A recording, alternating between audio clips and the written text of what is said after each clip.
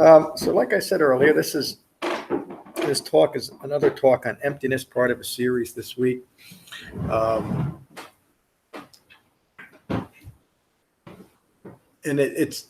this understanding is central to the understanding what the Buddha was teaching. And again, I said this briefly before, to be empty of ignorance. What he awakened to was dependent origination, that states very simply and directly that it is from ignorance of Four Noble Truths that all manner of suffering arises. That one teaching has been adapted, accommodated, embellished, or completely dismissed,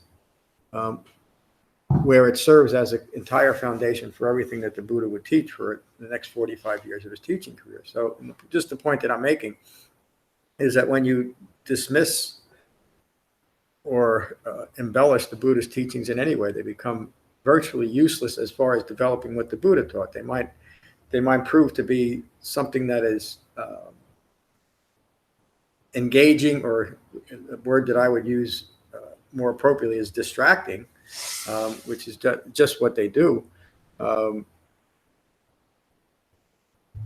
Buddha studied these concepts of emptiness were present during the Buddha's teachings, and they were taught by two very famous teachers that the Buddha studied with, Alara Kalama and Udeka Ramaputta.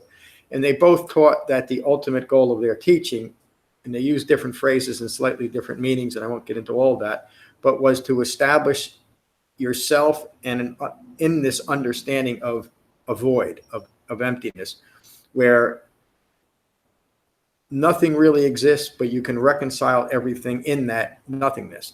And when you think about that, to create an imaginary realm where you can establish a self, even if it's another wrong view of self, which is what it is very convenient for a mind that is clinging to wrong views. It has to have some place or something to continue its wrong thinking. And so that it's a very convenient way of doing that, even though there's well accepted and long-standing religious practices that do just that. Those teachings were based on the Vedas and later on the Upanishads, which were the foundations of modern Hinduism. And again, I'm not putting the religion down, I'm just pointing out, and it's so important to understand the brilliance of an awakened human being's mind.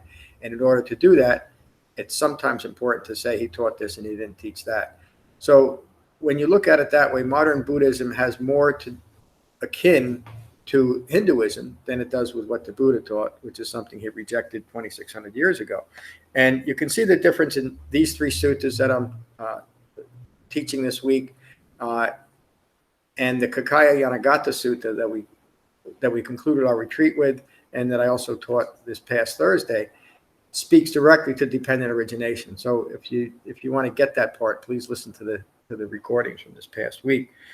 This takes emptiness and addresses ignorance directly and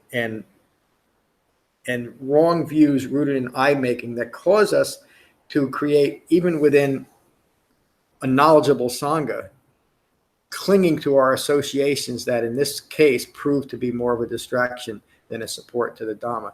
So the Buddha taught basically that it is important to be part of a well-focused sangha. So to be part of a well-focused sangha, that sangha must have an understanding of what the Buddha actually taught, rather than forming social associations that might make us feel good, but will almost always prove through those associations to reaffirm wrong views. And this is the Buddha's cautioning against this.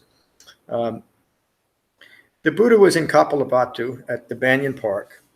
Returning from his alms round, he noticed the many resting places prepared at Kalahamaka, the Sakin's dwelling, and wondered if there were many monks living there. And this is early on in the teachings. So you know that I try to be as I try to leave gender out of the teachings when I can, when I know that there were monks and nuns in attendance. But there weren't nuns in the early Sangha, but they were admitted within a few years of the Buddha's teachings. Ananda and many other monks were at the dwelling of Gata making robes.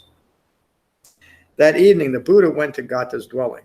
He asked Ananda was the Buddha's cousin and his attendant throughout the last 25 years of his teaching career, but was there right from the beginning. and asked Ananda about the many resting places at Kalahameka's dwelling, and if there were many monks living there. Ananda replied, "Yes, teacher, many monks are in attendance there, and we are making robes for them." The Buddha was concerned about the social aspects of living as a close community.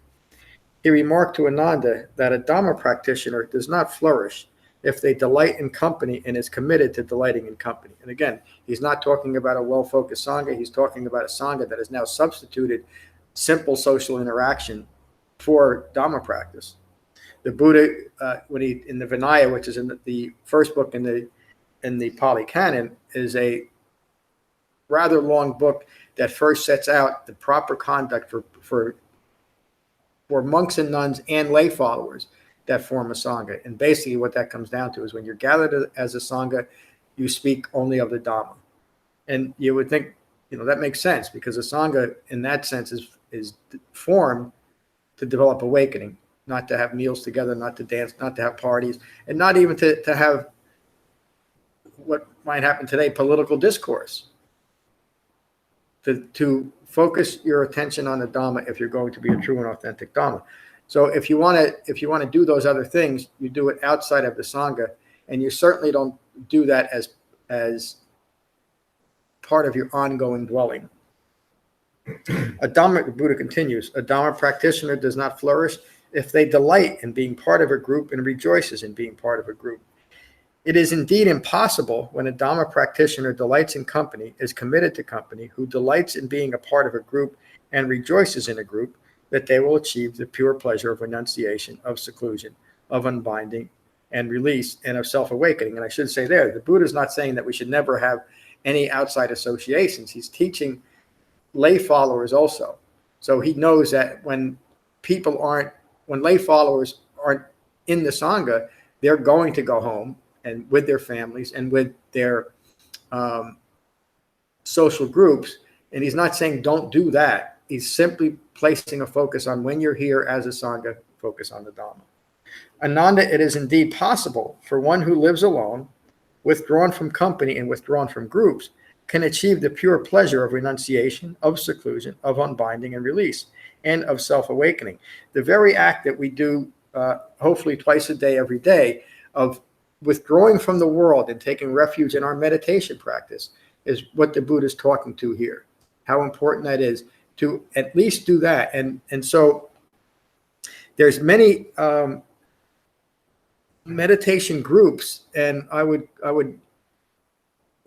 loosely call them sanghas, that come together to meditate, and it's not a very well-focused meditation for one thing, and the purpose of that group is more social than meditation, and practicing what the Buddha would say is right meditation within the framework of the Eightfold Path. And for many, many years, I was part of many different sanghas and temples and monasteries, I'm like all over the world. Not that I was a world traveler, but I spent time in many different places, and in particular 2 or 3 that are local to us. And I think I talked about this Tuesday. In all those years, and all those meditation sits, and all those sanghas, so-called, I never heard anything about Four Noble Truths, Eightfold Path, or Dependent Origination, except once. And the only time that I heard that was it was presented as a way of saying, the Buddha taught this, but we really don't have to concern ourselves with that because now we're engaged in this more advanced practice. Now think about the kind of foolishness of that. Yes. What were they talking? Everything else but that. But was it related to the Pali Canon? No, not at all. Even and I'm going to get myself in a little bit of trouble here. I won't say anything. Well, but those folks will, and I hear about it, and that's okay. Years ago, I kind of decided that if I was going to do this, if I was going to teach something, it had to be pure. I didn't want to do it, and that's carried through. And I learned that from how the Buddha taught. The Buddha knew that it took great courage and great compassion to speak the truth directly.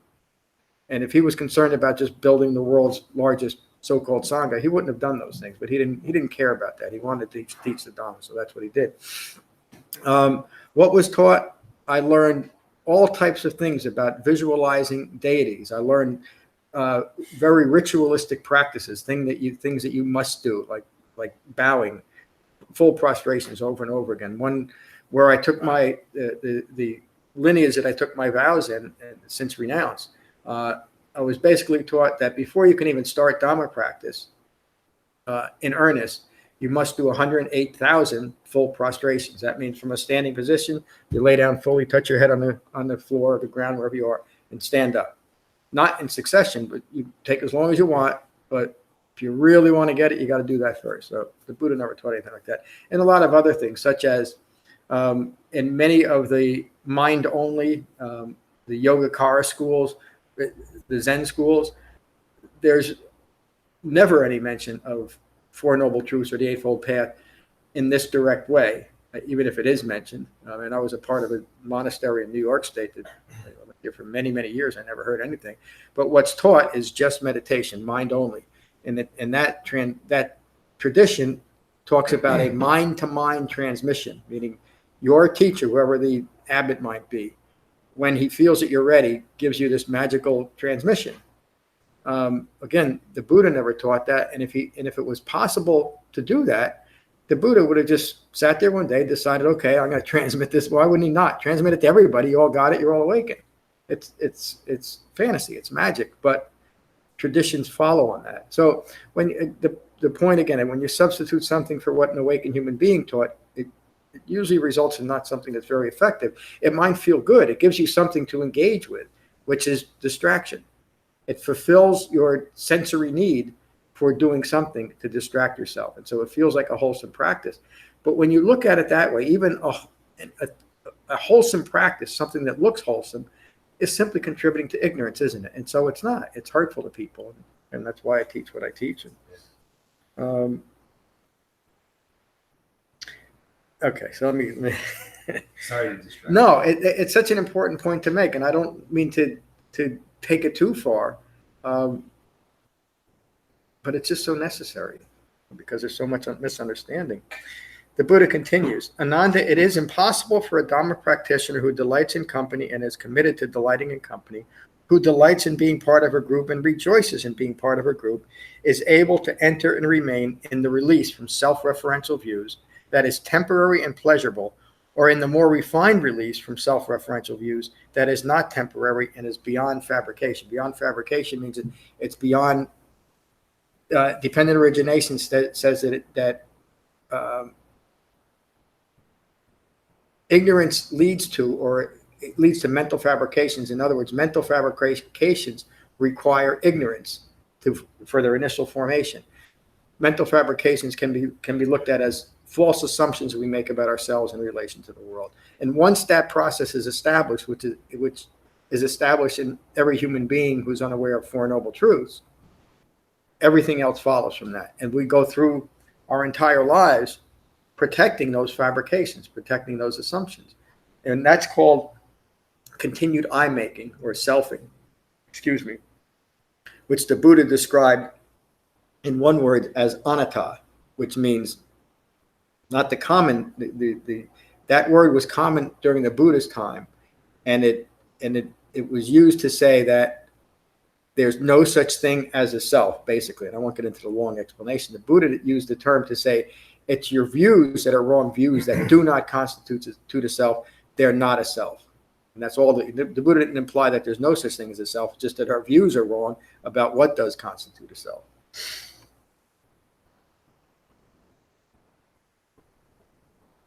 Ananda, it is indeed possible for one who lives alone, withdrawn from company, and again, withdrawn within the sangha, within the Eightfold Path, and withdrawn from groups to enter and remain in the release from self-referential views that is temporary and pleasurable, or in the more refined release from self-referential views that is not temporary and is beyond fabrication. I do not see even a single being who would not experience confusion, delusion, and suffering from being passionate and taking delight in company and groups. Now, remember we talked about this on retreat, that this type of delight leads to fear, which leads to stress. And it's that fear that I'm going to lose these views that I'm holding of myself, which feels like annihilation of self. And so we create the conditions for ongoing fear and stress in our lives from wrong views.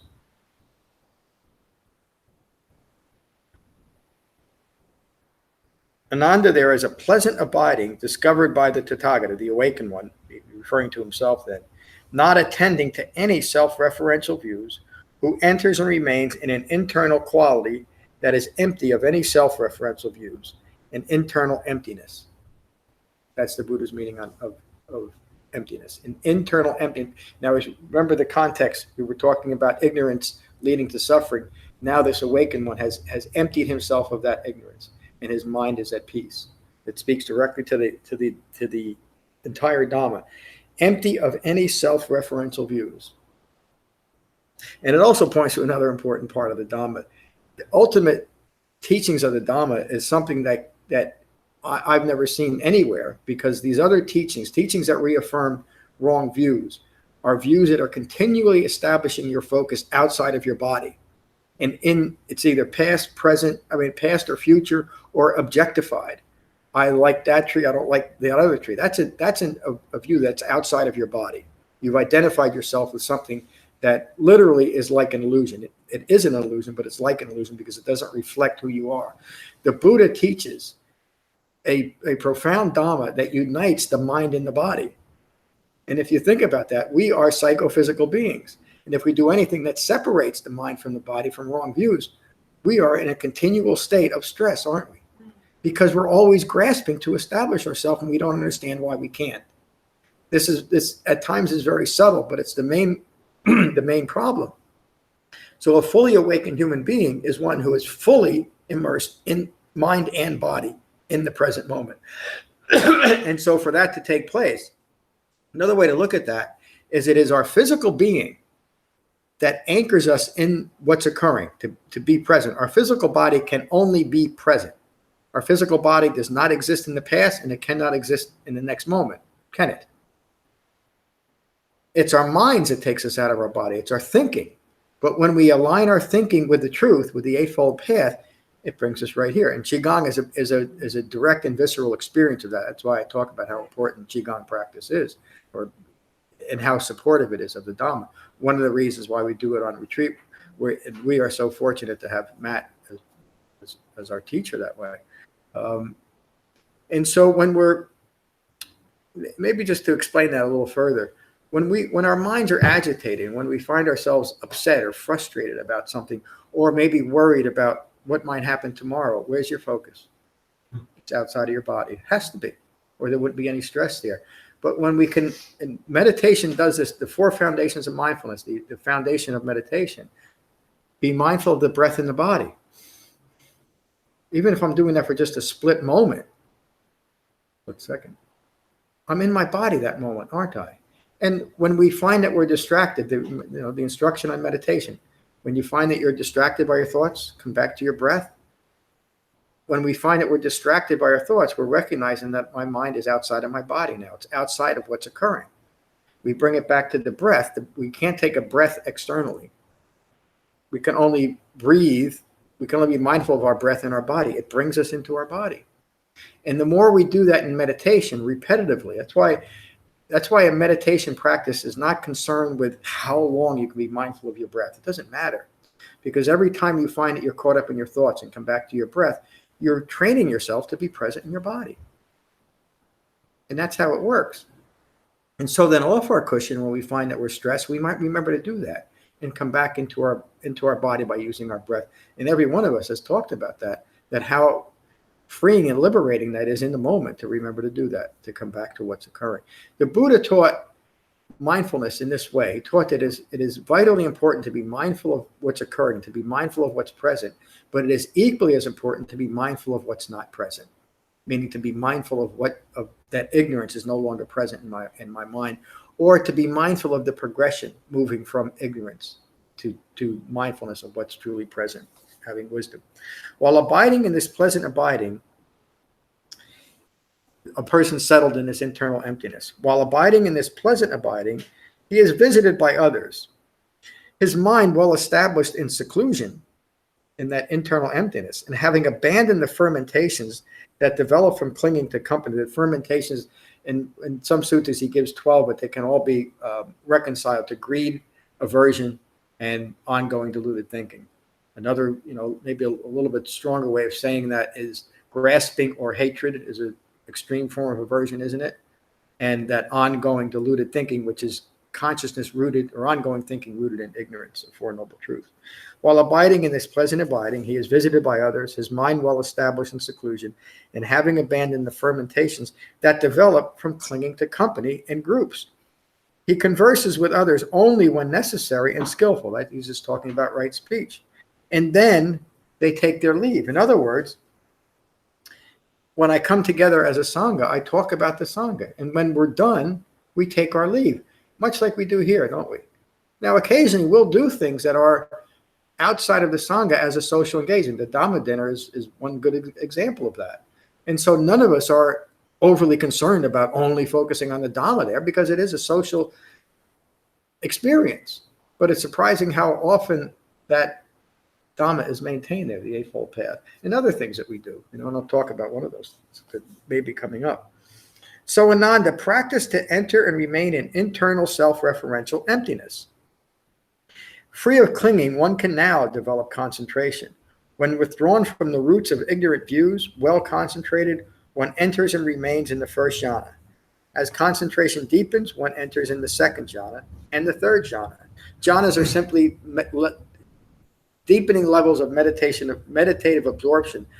Again, this is something that is really misunderstood, and often the jhanas are presented as even the first jhana is beyond most of us, and to get to the fourth jhana, it's going to take you lifetimes and lifetimes. And the Buddha simply used that to describe these four levels of meditative absorption that each and every meditator experiences, nearly every meditation practice. The difference between someone who's been meditating for a longer period of time and successfully within the framework of the Eightfold Path deepens these levels of meditative absorption. And that final level of meditative absorption, which is a mind resting in equanimity, is also a description of an awakened mind. But of course, the Buddha taught that any human being that takes to the Dhamma wholeheartedly will awaken. So these aren't levels of meditation that are beyond most people. They are developed simply as a part of Dhamma practice. Finally, one enters and remains in the fourth jhana, a quality of mind that is pure and calm with no discrimination between pleasure and pain. This is how one becomes unified within, mind and body, and well concentrated. A mind that is well concentrated is going to be in its body, wouldn't it? It couldn't be outside. It couldn't be called concentration. This Dhamma practitioner is settled in internal self-referential emptiness. Their mind does not crave internal self-referential emptiness. It's just present.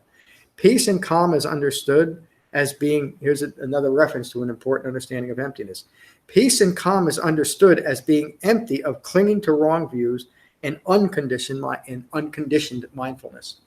Having emptied themselves of self-referential views, they remain mindful of internal and external emptiness, meaning there's no longer clinging to or connected to anything external. This mind is beyond disturbance. Imagine having a mind that's beyond disturbance. We're all moving there. Free from external or internal disturbance, they are brilliant and alert and at peace. When the Buddha first took up his ministry, if you want to call it that, and left his cushion for the first time and started walking around northern India, he encountered his 5 friends that he had left behind in order to awaken. And they were going to shun the Buddha because he had left them and he's now giving into these luxuries, such as eating a bowl of gruel a day or wearing robes made out of rags. But he's lost now. He's lost to luxuries until they saw the common peace of this awakened human being. And by his countenance, they knew that this is an awakened human being. Let's listen to him. And so he gave his first sutta. They take pleasure in the emptiness of self-referential views. They have developed skillful concentration. Whether walking, standing, sitting, or lying down, this Dhamma practitioner knows that no craving or regret or any unskillful quality will arise. That's the liberation of developing awakening. We no longer are afraid of our own thoughts or what our own thoughts might drive us to do. That's true liberation. And it's established by one who has developed the Eightfold Path. I think you've all heard me say that once we integrate the Eightfold Path, and now I'm not talking about awakening, once we integrate and understand what the Eightfold Path can do for us, there's an immediate, let's call it mundane liberation, because we now know that we don't have to be overly concerned about our actions. by our thoughts, words, and deeds, because they are now well framed by that eightfold path. We're good to go. And that brings it in an immediate level. Again, I use the word of mundane calm and peace. And it provides us ongoing direction in a level of concentration that's not available outside of that. You said that one of the benefits of this is that you're not afraid of your own mind Mhm. and what your own mind is capable of thinking of. You're not afraid of it. Does this state, if you are awakened, does that also mean that you're not frightened of life? Oh, absolutely. That whatever comes, Whatever you're comes. not frightened of it. Yep, because you're not established in it. Yeah. The Buddha describes that awakened state as having left the world behind. Of course, it doesn't mean that you vanish, which some people teach, that you awaken and poof, you're gone. The Buddha lived 45 years teaching this Dhamma for anybody that was listening. It simply means you're not clinging to the world. That's all. You're not. Your mind isn't focused outside of its own being, its own internal emptiness of those wrong views. So it's such an important question. You talk a little bit about that aging that you mentioned on the retreat. Please just mention that briefly, if you like. Well, it started with something that Jen said about what did she call it? Ignorance requires a timeline. What did she call it? The Me Tube. Me Too. As opposed to, yeah. Jen came up with the idea of how we are thinking. We're thinking because of our referential views that we hold in life, we're kind of in a tube and we don't see what's outside the tube. Very constricted space. In a constricted tube, and this tube sort of just goes through life. So it's sort of just horizontal there in the timeline. We're in a tube. So she calls it me tube because everything's me. Yeah. It's all about me. Perfect, isn't it? And we just howled at the laughter of it, one thing like that. So we sort of howled at Jen calling it the me tube, which we're all sort of in. And then John was talking about being mindful and being in the moment, blah, blah, blah. And I realized that if you truly are in the moment and you don't think of yourself as in yesterday or in the future, you are truly in the moment. That's where your thoughts are. You're not aware of aging, because to age you need to refer to the past, or you need to refer to the future. Yourself in the past and yourself in the future, to see the progression of aging, whatever that is. So if you are truly mindful in the present, you are just as you are, and you're not in a process of aging. Which means and you're that not just. Came from Jen's brilliant. Well, but you added to that. And I added to another brilliant idea. But. Yeah, when it really is to see it that way. So of course, practically, we're going to continue to age. Everybody does. The Buddha did. The Buddha, he made it to 80, and at the end of his life, when you read the Mahaparinibbana Sutta, he talks about the diminishing qualities and diminishing faculties of aging. But you're no longer distracted by it. It's simply what's occurring, and it's not like it should be. It's not like I remember I could do this when I was 25, and it has nothing to do with that. And the Buddha referred to his Dhamma, and even in the Nagara Sutta, when he describes his awakening, as he's discovered a timeless path. People have taken that one word and say, well, the Buddha's talking about this eternity. Yeah. When the Buddha is simply referring to, you step out of time. Ignorance requires a timeline in order to be established, past, future. Yeah. That's brilliant. It is brilliant. Yeah. And he also refers to the deathless state. Of course, the deathless state doesn't mean we've acquired immortality. Look at an awakened human being. He died at 80. He didn't live forever. It means we have stepped out of the distraction, the preoccupation with death. And when it's no longer a concern, we are deathless, aren't we? Because it's not part of us. Yeah. I know I'm going to die. It might be tomorrow. One of the things that we started talking about, maybe if you listen to our retreats, if you haven't been on it, you realize we laugh a lot on retreats because we really get into the absurdity of life. One of the suttas that I referred to was the Bahiya Sutta that you heard me talk about here, where Bahiya is a gentleman who knows a little bit about the Dhamma, actually knows a lot about the Dhamma, but he's concerned that he's not going to awaken before he dies, and he knows that could happen at any moment. And so he encounters the Buddha, and he pleads with the Buddha, teach me the Dhamma for my long-term welfare and benefit. Nobody knows, blah, blah, blah. So and the Buddha relented because he was on his alms round, like in this sutta.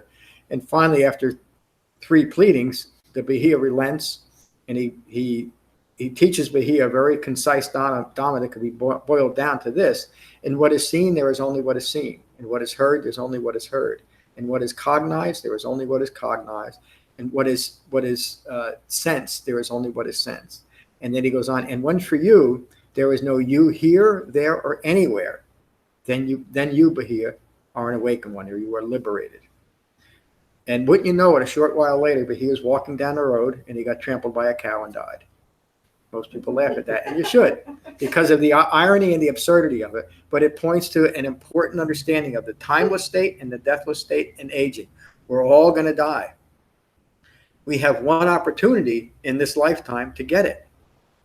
None of us know when the cow is going to get us, so let's take to the Dhamma like our hair is on fire and get the job done. And it's not an impossible task, as we all know. It just takes a well-concentrated, wholehearted effort to develop the Eightfold Path. And that's what all that practical teaching of timelessness and the deathless state means. It has nothing to do with emptiness. I missed something. I'm going to go back just one sentence. Whether walking, standing, sitting, or lying down, this Dhamma practitioner knows that no craving or regret or any unskillful quality will arise. Their speech is not base or vulgar or common or ignoble. So again, there's a clue to how do we know how we're doing when our speech is less vulgar or ignoble. And not in a forced way. As we develop the Dhamma, we simply become much more pleasant people, don't we? I can tell you from, you don't want to know me 30 years ago. Their speech is not base, vulgar, or common, or ignoble, or harmful, or unnecessary. Such an important part of right speech, isn't it?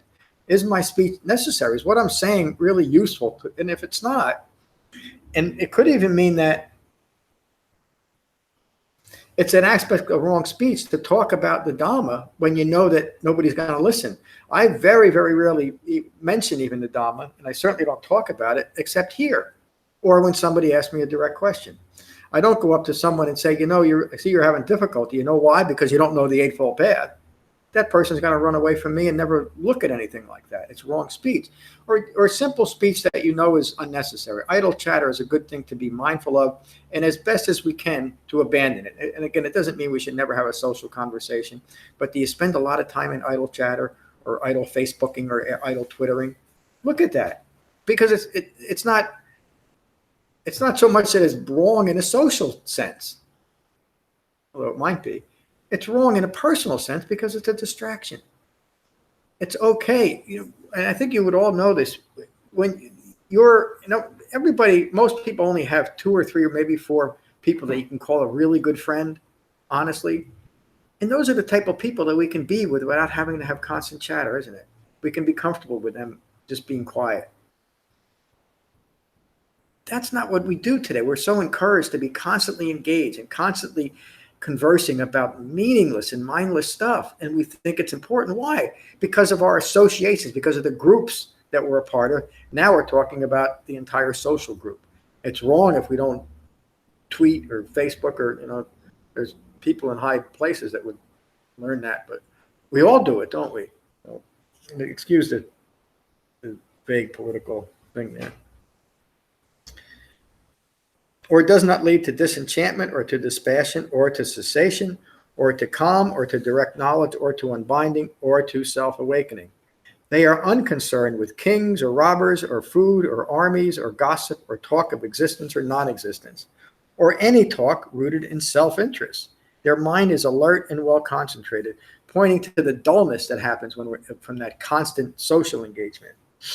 This Dhamma practitioner develops the right intention to engage in right speech that is free of craving and clinging, and is scrupulous, supportive of the Dhamma, and leads to disenchantment, to dispassion, to cessation, to calm, to direct knowledge, to unbinding, and to self-awakening. Their mind is alert and well concentrated. This Dhamma practitioner develops the right intention to think skillful thoughts, free of group influence. In one of the suttas, the Cula-Sunnata Sutta, the Buddha talks about his Dhamma as an independent and fearless Dhamma. Independent, meaning that during the setting that he gave that, independent of other teachings of the time. And that is so important. It's not, the Buddha's Dhamma is not part of just one great spiritual or religious soup. It's independent and it's fearless. It doesn't conduce to fear because it teaches us how to end craving and desire. Free of group influence, it leads to renunciation, to harmlessness, to the cessation of confusion, delusion, and stress. Their mind is alert and well concentrated. While dwelling in seclusion, their mind well concentrated, mindfulness of right intention provides the framework to recognize and abandon thoughts and stress. Their mind is alert and well concentrated. Let me say this once more. It's just a repetition of that previous one. When dwelling in seclusion, their mind well concentrated, mindfulness of right intention provides a framework to recognize and abandon thoughts that are base, vulgar, common, ignoble, hurtful, that do not develop disenchantment, dispassion, release, calm, direct knowledge, and self-awakening. Who'd want to hold on to those thoughts anyway? They remain what we do because we think they're the only thoughts that sustain us, no matter how much trouble they bring to our minds, to our lives. They maintain the right intention to think thoughts that are noble and develop renunciation, harmlessness, and liberation. They are well concentrated and empty of disturbing thoughts. Ananda, develop refined mindfulness of the sixth sense space to understand how contact with the senses creates disturbance and inflames passion. Ask yourself if there is any disturbance formed by engagement and self-identification with regard to contact at the sixth sense space. So that's a really good teaching, that when we find ourselves agitated in any way, and it could be over-agitated happiness, remind yourself, this is not me. The little kind of subtle game we played a little bit during the retreat is I asked this one question early on: what's the one thought that always conduces the mind towards awakening? And we went through a few sessions, me asking that thought, until Matt got it finally. What's the one thought that conduces towards liberation, towards awakening? You can't answer. Come on, let me, please. All right, go ahead. This is not me.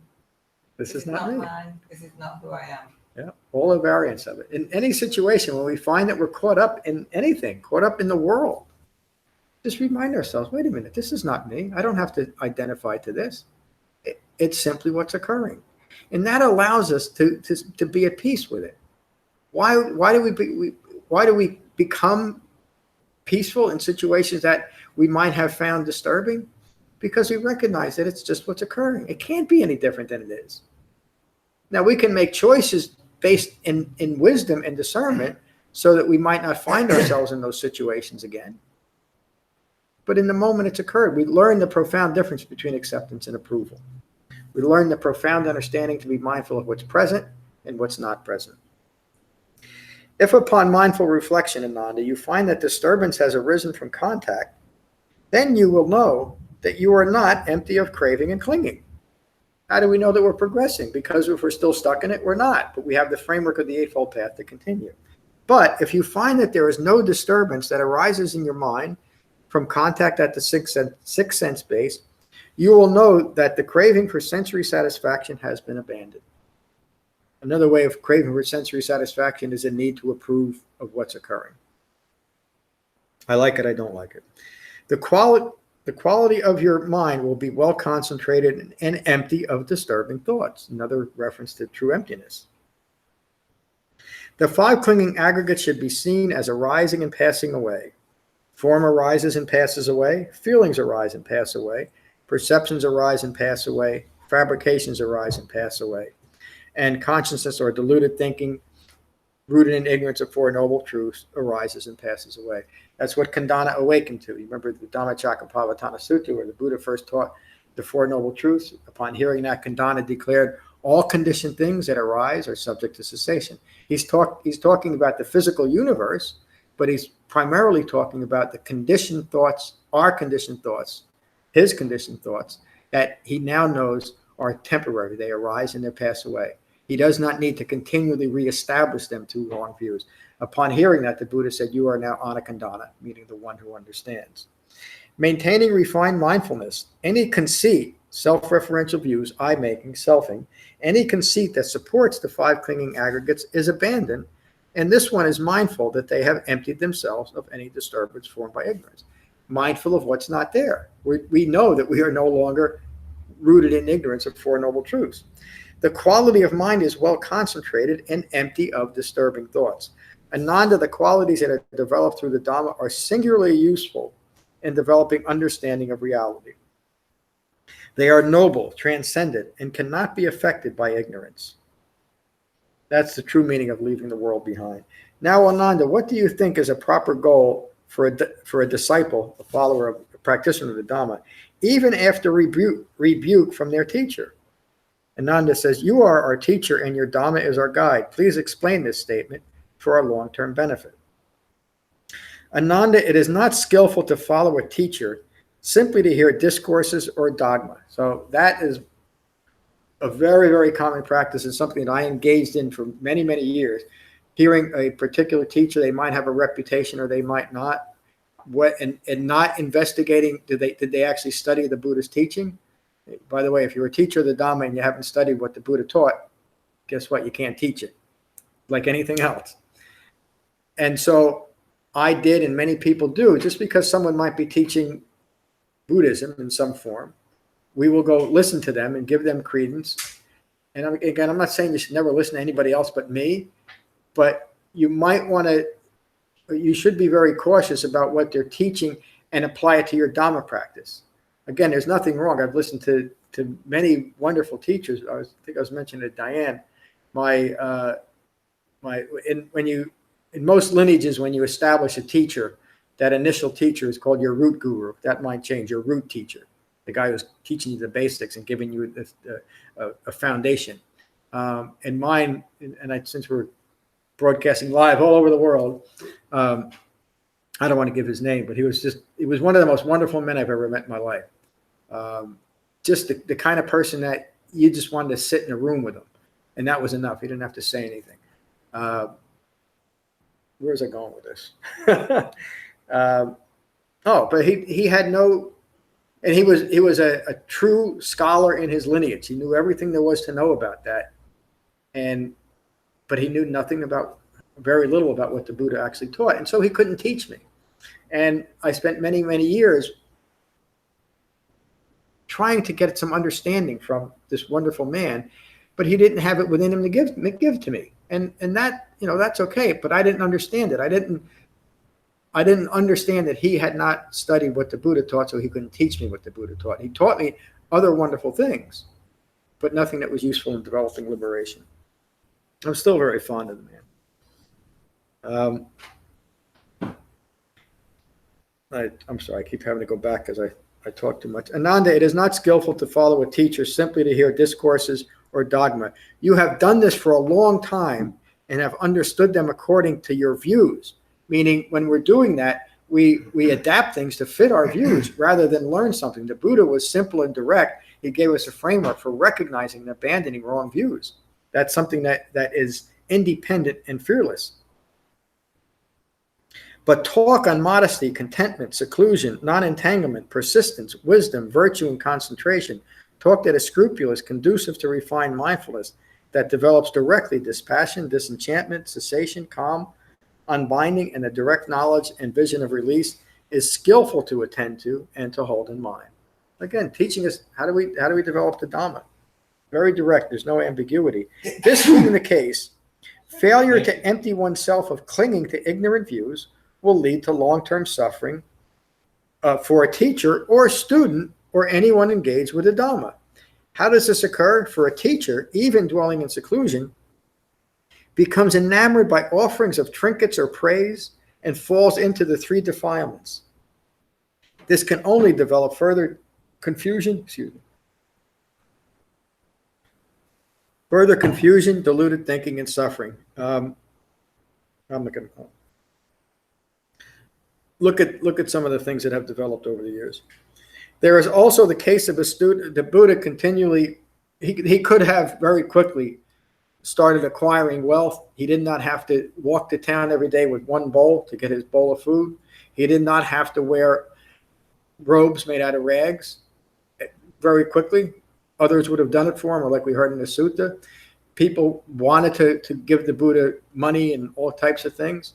He never accepted them. For one, to be an example, but he just simply didn't need them. He had enough with a bowl and some rags and some leaves to sleep on. Not that we should, but just to be, as an example, to not be attached to the things of the world. One of the great teachers, and one of these days I'm going to start teaching on some of the great disciples, was Kassapa. Maha means the great Kassapa, the great teacher. That doesn't mean the great. Kassapa was his name, and he was a gentleman who did not like to teach, and so he very rarely teach, but he lived by an example. And even later on in his life, when both him and the Buddha were approaching their 80s, they were about the same age. The Buddha said to Kassapa, he said, "Why are you still living such an austere life?" But Kassapa still lived with that, the robes made out of rags and the one bowl off in the forest. He said, "Why are you doing that?" Kassapa, why don't you come into the sangha and just be a part of the sangha now, and you could live a little bit more comfortably? Kassapa says, "There's no way I would ever do that." He says, "I live this way because it's my Dhamma, but also I understand how important it is to be an example to others. This is how you practice the Dhamma." So again, Kassapa knew that he was an awakened human being. He very rarely taught directly, except when the Buddha would call him in and knew that Kassapa could make this point. But his Dhamma practice was mostly in seclusion. And of course, he would come into the sangha regularly to be part of the sangha, but he spent his time in seclusion. There is also the case of a student lacking understanding, imitates the teacher, and has failed to empty themselves of clinging to ignorant views, and becomes enamored with trinkets or praise and falls into the three defilements. This can only develop further confusion, deluded thinking, and suffering. Then there is a case where one engaged with the Dhamma fails to empty themselves from clinging views. A Tathagata, an awakened one, has arisen in the world, a worthy and rightly self-awakened one, dwelling in seclusion. He avoids becoming enamored by offerings of trinkets or praise and does not fall into the three defilements. His mind is calm and empty of disturbance. A student of an awakened one, dwelling in seclusion, becomes enamored by offerings of trinkets or praise and falls into the three defilements and lives in luxury. This can only develop further confusion, deluded thinking, and suffering. In other words, you could listen to an awakened human being, but if you're not willing to give up your clinging, your wrong views, you're not going to go anywhere. An awakened one can't transmit awakening. There's no mind-to-mind transmission. Even being with an awakened one's example isn't enough. You actually have to develop awakening. You have to recognize and abandon wrong views rooted in ignorance. In this regard, Ananda, a Dhamma practitioner who fails to empty themselves of defilements can only continue confusion, deluded thinking, and disappointment. Do not engage with the teacher or the Dhamma in opposition. Engage with the teacher and the Dhamma with friendliness. That alone will be for your long-term well-being and happiness. And how do students engage in opposition to the teacher? When the teacher teaches the Dhamma with understanding and concern for the student's well-being, but the students do not listen or apply themselves to understanding, they stray from the Dhamma. This is how students oppose the teacher. Lorna knows that I got a little more emotional I usually get on retreat. And it was really because, honestly, I kind of lost it a few times. But it was because of the gravity, and not the gratitude that I felt by seeing the Sangha as a whole developing the Dhamma at such a profound level. And that's enough to put me over the edge. Not because I'm such a wonderful teacher. I am, but to see the Dhamma still at work 2,600 years later, the only thing I don't teach anything that I've made up myself. I decided that a long time ago. I teach only what I know the Buddha taught. And it's remarkable how well it still works. And sometimes it's overwhelming. And to see it work in that direct way is just remarkable. Yeah.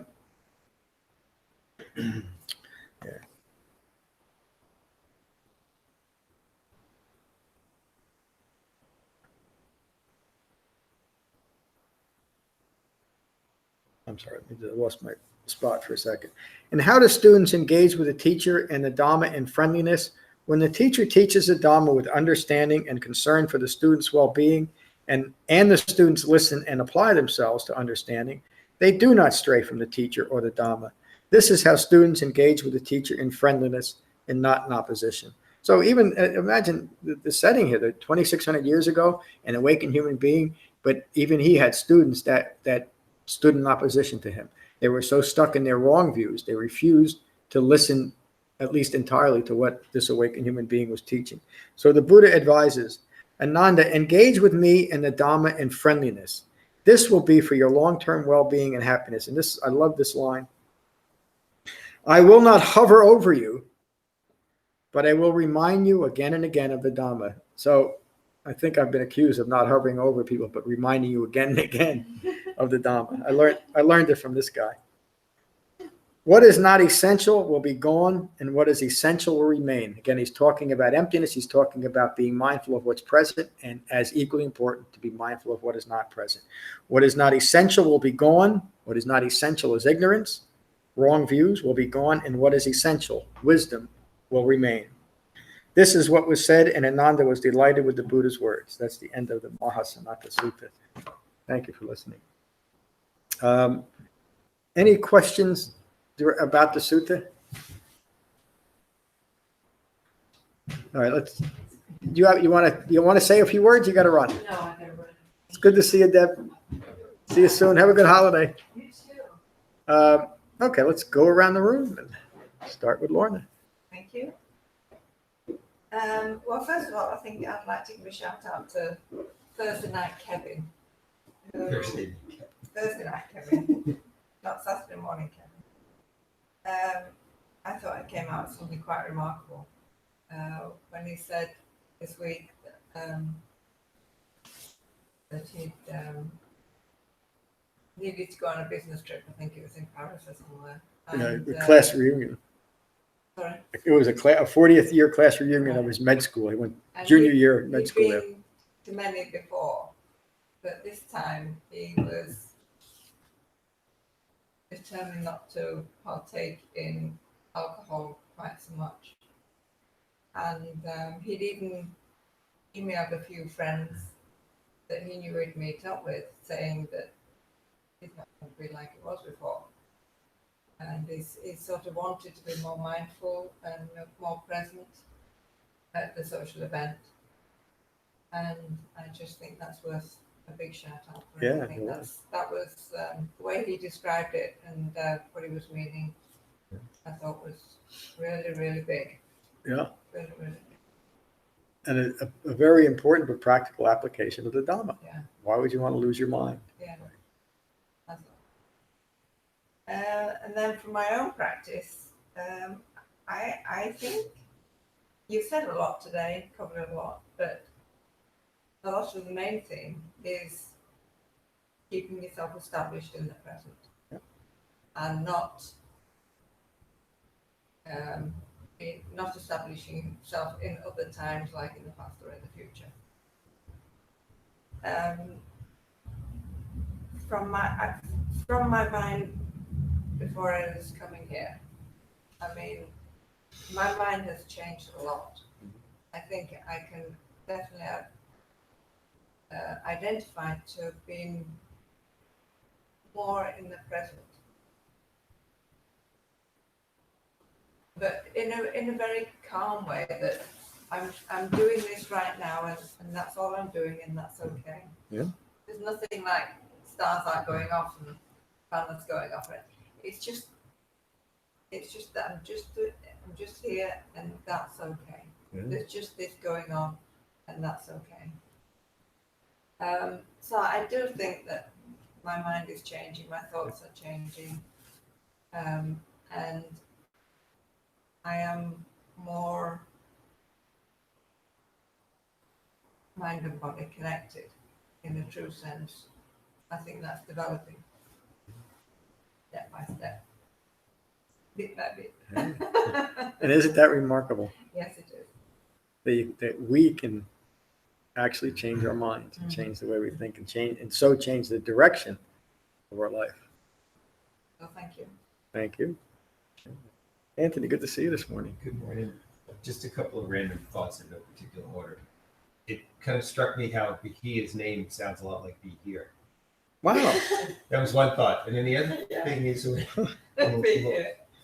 Laura said that, that mean not being scared about your thoughts, and then we talked about being timeless and death, and I realized that if you could embrace death or recognize the fleeting nature of your own existence, that anything else isn't going to be a big problem. That's right. Yeah, almost anything. Yeah. Yeah, anything. Yeah. Amazing, isn't it? That thought, yeah. And it brings. That's what I was getting at when I was at. Can we be frightened of anything in our future? Anything. When we realize there is no future. In a practical way, of course, we're probably going to live tomorrow, the next day. Maybe we better, pay the mortgage so we still have a house to live in if we're still here. But like Bahia, you could get trampled by cows. Probably more likely a car, but yeah, maybe cows. And so it just brings a practical understanding of our life. Again, everything the Buddha taught was practically applied to a human life. It was not about escape. It was not about establishing yourself in some non-physical realm or it's someplace in the future or any type of like a Buddhist heaven. That's all magical thinking that may or may not be true. But if it's speculative, if you can't have a direct experience, ehepasiko, it's not part of the Dhamma.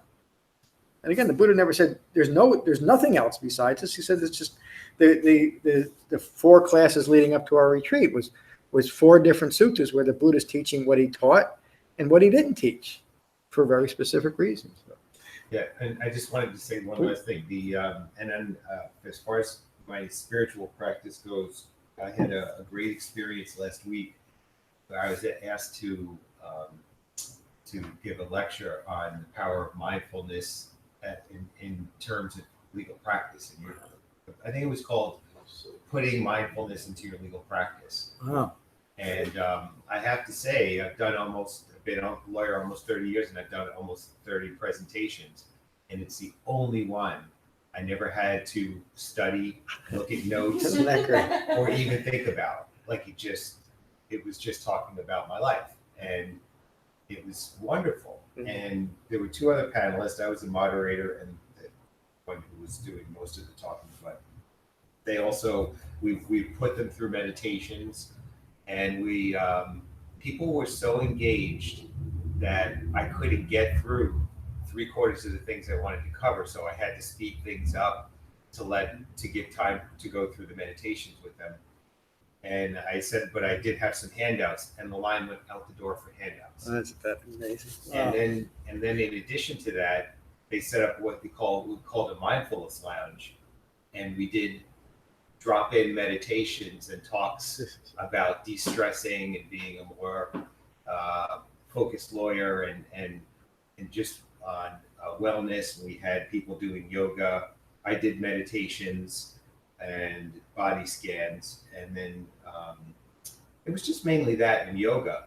But there were 6 of us, but I was the only. Oh no, there was another lawyer. There were 2 lawyers. And the other people were in the mental health field. And it was such a wonderful experience, and I could have as many as 2 people who dropped in at any given time, but I also had 12 at one point.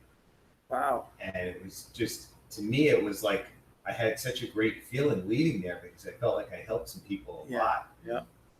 And It's they truly confided meaningful. in me. I almost felt like a therapist because some people just started confiding in me and telling me how difficult it was for them and how they needed to take some action to be more well. So that was my. That alone, to get somebody to see that they need to take some action, that they can giving them the license to take some action Yeah. is really the basis for change. What was the setting in the forum? Oh yeah, it was the New Jersey State Bar Association. Man, that is unbelievable. Yeah. I mean, and you could say this about any profession, but isn't mindfulness necessary there? That was my whole point. Yeah. Like Good for you. I mean, I did it more for lawyers because I talked about, what you do when the phone rings and, how I have my little owl there, because when I look at the owl, I ask myself, who, like who's coming to the phone now? Yeah. And just to make sure that you get in touch with your body, which we were talking about today. I said, when you see the caller ID come up and it's that adversary who really tweaks you, pay attention to what's going on in your body.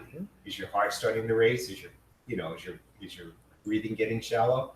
And then we talked about things to get that under control. I said, you don't have to answer the phone call, That's just great. And what I do typically is I let it ring a few times if I'm feeling those things, and I get them under control, or I don't answer the phone, because who wants to pick up the phone angry or ready for a fight? Yeah, that's right. It's it's counterproductive in every situation. Yeah. So we talked about that and not being angry and coming from a skillful approach with your adversary. It was wonderful. That is to bring mindfulness to what is by necessity an adversarial situation. That's just great. Thank you, Lisa. Good to see you this morning. How are you? Great to be here. Good.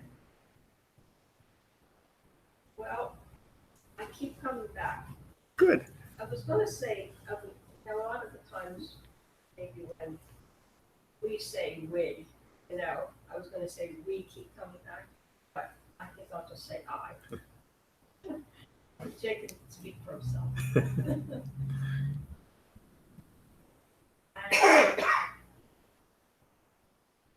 And I feel so fortunate in being able to be a part of this sangha. And if we didn't help, we would, it's kind of like you don't know what you don't know.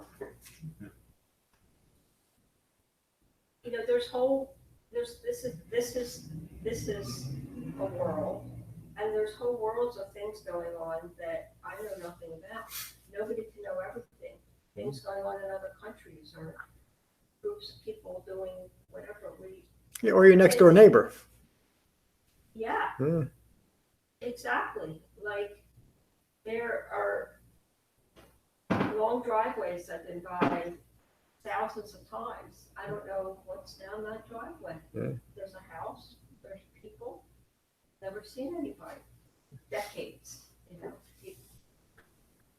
So the world is mind-boggling, and people just can't stop talking. We know, okay, not we, we do know people who there can be no pause. So one person talks all the time, but sometimes she'll ask a question, and I mean, she just never stops, and then you have to sort of interject. And then she's very respectful and listen. But if I stop talking, there's no such thing as a pause or noble silence or anything. It's just, on. And we have another friend who talks. She's wonderful, but we were in the car going somewhere, and it was many, many, many hours, whatever. And I just said, Geraldine, we're going to have some quiet time now. Wow. She is a good friend of yours. Yeah. Yeah. I think she understood exactly what you meant. That there was no malice in it at all. It's just after a couple of days on the road. And this is a woman who talks incessantly, but it's interesting. The other one Lisa was referring to talks incessantly, and it's complete rubbish. There's very little substance of any kind. but they're just things just absorb. You said you don't like to hover. What was the other thing? You don't like to hover, but you like to, and so I'll tell you again and again. Remind you again I and again. feel a need. There's something that I seem to require to come and listen Yeah. and hear it over and over and over again. Yeah. Because I know that the Buddha just sort of distilled everything into there's the reality of dukkha, there's the cessation of dukkha. You know, there is, and that's it. It's not much. It's not much. And then everything is an elaboration of that. Yeah. But what an elaboration! I mean, just whole infinite worlds out. And all right, I'll try to be real quick. No, there's The Me Too thing. Wow. no. I love that. Okay, I guess maybe I better say I, because I think Jay has a Facebook account that he goes on once in a while, but I don't. Uh-oh. No social media. No social media. People can't believe it. That I can actually survive in this world, and I don't get email on my phone, and you know that. Well, why I can understand their need for it. Why can't other people understand that I'm okay with that? Some people do, like, oh, I hate it, but then that's all they do. Yeah. I hate it. That's all I do. That's why they hate it. I think that conflict. But the tube thing is great because I feel, and that has to do with the other thing I just wanted to mention about emptiness, because we read about that, we talked about it, and it's great. It's the opposite. And from reading, it's the opposite of what my initial thought was. Yeah. The total opposite. You were seeing it more as a noun than a verb. Yeah. But I can go through life. I could go through life in the tube, and it's just like constricting the brain. There's this whole amazing world out there, but just inside this little thing and preventing like the wide open spaces. And the emptiness. So then I thought about it in terms of, all right, well, the computer, but you empty your, the stuff you've deleted or spam. You want to empty your trash now? Yes. So that's what it is. Once you empty all that stuff, you've gotten out of your tube and you're exposed to a wonderful world of infinite possibilities. Yeah. And not clutter. It's the perfect way to say it. A mind distracted is a mind full of clutter, and a mind that is empty. The Buddha would often describe his mind and other people's minds before awakened as a confining or a constricted space, which it is. It's just focused on what do I need. I mean, and it's so hard and stressful to maintain when we let go of those views. And like you said, anything is possible because we're not seeing things from what I need anymore. We're open to everything. And the idea of repetition, I'll ask Lorna this question. There was nothing that we went over on retreat that you hadn't heard before. No. Except when you hear it over and over again, and then in that setting, in a condensed, I think I gave 12 suttas over 3.5 days, which is a lot, but it's almost required to develop an understanding of the Dhamma. You hear things over and over again. Every sutta the Buddha ever gave, and it said he gave 84,000, which simply means a lot, was all in the context of dependent origination and Four Noble Truths, all on that same subject. But because the situation was different, the people in front of him was different, he always talked like you did, and why you were so successful in that. We have to talk to people where we can meet them. And that's what the Buddha did in every talk he ever gave. It's remarkable. We have to talk to people where they are. And so as a lawyer, to talk about mindfulness had so much more impact than if I was standing up there, because I'm just some guy that teaches meditation. You're somebody that knows what they're going through. You had that immediate connection. So, and great insight. It was just wonderful what you said, Lisa. Thank you. Mary, good to see you this morning. How are you? Be here. I'm all right. I have my ups and downs. Yeah. And, I was away for a week, and then you guys were away. We missed you. Yeah, and it's a hard. The whole spring has become a hard time of year. Yeah. And, it's easy to lose track of how helpful it can be to do the meditation. But I think that for people who've been through a trauma, there are changes in the way your brain actually functions. Oh yeah. It's a tough nut to crack. Yeah. It is. And the only thing we can do is to stay with it, but that you recognize that is so important. And I think I can honestly say that you've learned to be gentle with yourself, and that Yeah. these are just temporary states. And the other thing that's remarkable about you, Mary, if I could just, and I don't mean to speak, I'm not going to say speak out of school, to assume something, but it's just from watching you, you've learned that it's okay to feel something that you might not want to feel. Yeah. And that's just the way it is. That's a key to understanding that. And yeah, so thank you. I'm glad you're here this morning. Jay, good to see you. How are you? Thanks. Doing good, John. Good. And with the great variety of things that have been brought up this morning, it's hard to focus on what to get into. But I will just say, sort of, especially after listening to Mary, it's important to have tools. I'm a tool guy. I always was. That's kind of what I did for my life. But the tools that we're learning here about, not eye making and some of that, which has been real helpful. It's something that had never occurred to me among all the different things it had. Yeah. So I work on that, and I work on the Four Noble Truths, because that's easy enough. Because stuff happens. Yeah. I'm in continual contact, I guess, when I go and volunteer at this old age home, with people who are passing on, people who are almost passing on. So I'm seeing, people who are definitely suffering, and,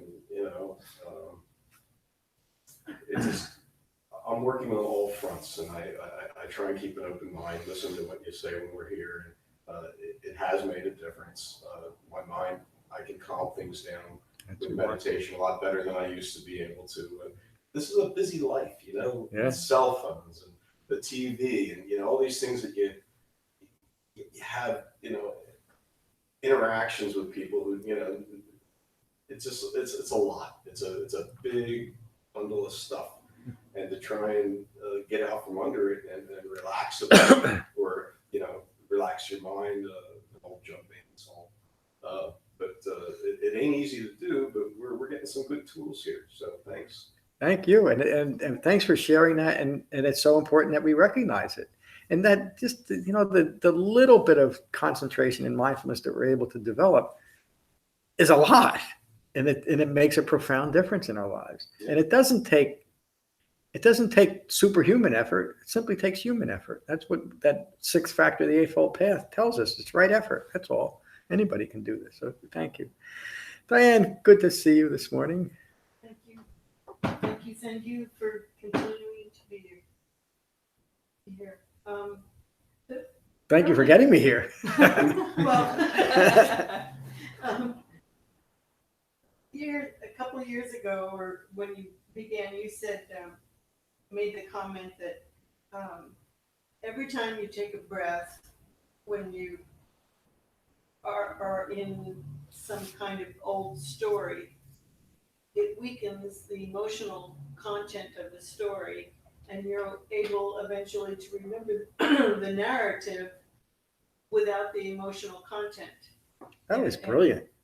And I recently have, I think I kind of began it, or it began, when I realized how much I resisted meditation.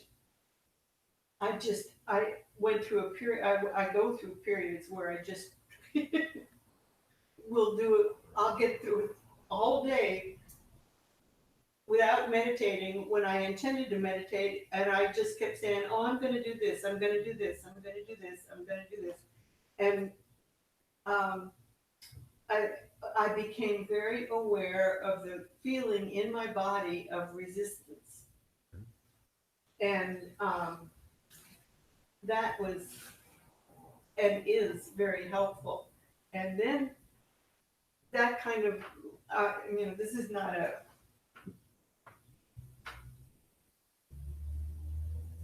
oh, what am I, this didn't all happen perfectly or something like that. It just kind of happened. Anyway, so in realizing what feeling resistance in my body felt like, I began to notice other sensations. And this is kind of cool. When I find that I'm criticizing someone else or worried about what someone's going to say, all these thoughts, little 5 or 6 letter word thoughts that would kind of a negative thing, that I'm starting to notice the tension in my body and how it feels. Sometimes it's behind my eyes, but then when I go down into my body, I can feel other parts of it. And the kind of cool part where I am right now is, as I recognize these critical thoughts of others, I begin to recognize my self-criticism. And that's really something to recognize it and feel it in my body and realize I don't have to do that. And every time I take a breath, when I feel those things, feel that self-criticism or something, or criticism for someone else, and I body it, if that's a word, it lessens. Just like the old story, the emotional content of the old stories lessened as I practiced the breath. So does the criticism of other people, and it just kind of goes poof. There's no reason to criticize that person, or there's no reason to be angry with that person. But anyway, that's the process I'm in. Thank you. Thank you. And it's so important, like we've all been talking, it's so important to just recognize the change in us and our own recognition of ignorance. Why? Just to let it go. That's all. But we have to let it go. We have to create room. We have to let go of that constricted mind for a more spacious mind. Give yourself a little break. There wasn't I think an you're article very in the hard New York on Times yourself. this week. There was an editorial on just that, on cutting yourself a break and being kind to yourself. Really? Yeah. Do you still have it? Yeah, I have it somewhere. Yeah, I'll try to. I would love it if you. Yeah. All right. Yeah. Yeah. Thank Yeah. you. Thank you. This whole teachings on emptiness are so important to understand, but not that hard to understand, or how to apply the Buddhist teachings on emptiness. And so the other 2 suttas, the Cula-Sunnata and the Caccaya-Yanagata Sutta, there's talks and articles on those. And if you haven't listened to them when you get a chance, try to do so as soon as possible, because it really puts emptiness as the Buddha taught it in this nice little package. One thing that came up on our retreat, there's the Wan Dharma Center is building a new residence there. And so they're doing some series of fundraisings throughout this year from something called the Four Nations Ensemble, which, from what I understand, is that they're Native Americans, or at least the principal, but I think everyone that's involved is a Native American. And they're supposed to be wonderful musicians. And their next concert is June 9th at Wan Dharma Center. And so we thought, while we're on retreat, wouldn't it be great if we, those that were interested came up together and did that. We'd have a fun day. We'd see Wan Dharma Center again and support them. I think that none of us, including me, didn't really think about that it's a 3-hour drive up and back, so 6 hours is kind of a long day. But we're still thinking about it. I think I'm going to go as long as one other person goes. I'm not going to drive myself because I don't see that well anymore. But if you're interested, send me an email. We'll organize it. The idea might be that we'll meet. It's on a Saturday, that we'd come and have a quicker class, be done by 9:30, and head up there and get a bite to eat and have this concert. Probably last an hour and a half or two, I guess, and come back down. Maybe have dinner or something. But if you're interested, send me an email and we'll organize it. We will have a class that day, no matter what. I think that's it. We'll finish with metta as we always do. Thank you for staying with me this morning. A little bit of a long class, but we got a lot accomplished and we talked about a lot of good stuff. So find your relaxed meditation posture and gently close your eyes and gently close your mouths. And again, take a moment to become mindful of the sensation of breathing in your body, your in-breath and your out-breath. And these are the Buddha's words on metta from the Karaniya Metta Sutta. This is what should be done by one who is skilled in goodness and who knows the path of peace. Let them be able and upright, straightforward and gentle in speech, humble and not conceited, contented and easily satisfied, unburdened with duties and frugal in their ways, peaceful and calm and wise and skillful, not proud or demanding in nature. Let them not do the slightest thing that the wise would later reprove. Wishing, in gladness and in safety, may all beings be at ease. Whatever living beings there may be, whether they are weak or strong, omitting none, the great or the mighty, medium, short, or small, the seen and the unseen, those living near and far away, those born and to be born, may all beings be at ease. Let none deceive another or despise any being in any state. Let none through anger or ill will wish harm upon another. Even as a mother protects with her life her child, her only child, so with a boundless heart should one cherish all living beings. Radiating kindness over the entire world, spreading upwards to the skies and downwards to the depths, outwards and unbounded, freed from hatred and ill will.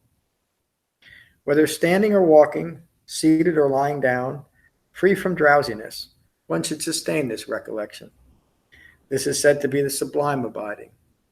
By not holding to fixed views, the pure-hearted one, having clarity of vision, being freed from all sense desires, is not born again into this world. Thank you all for a wonderful class this morning. Peace. Thank you.